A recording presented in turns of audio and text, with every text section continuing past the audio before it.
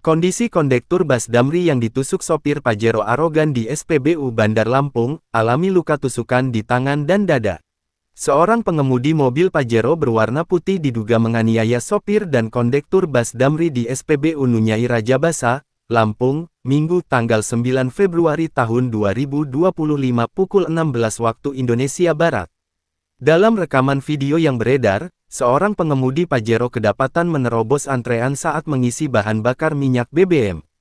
Hal ini memicu perselisihan antara pengemudi Pajero dengan sopir dan kondektur bus Damri.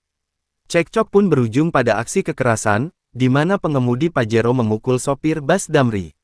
Tak berhenti di situ, pelaku kemudian mengeluarkan sebilah pisau dari pinggangnya dan menusuk kondektur bus Damri.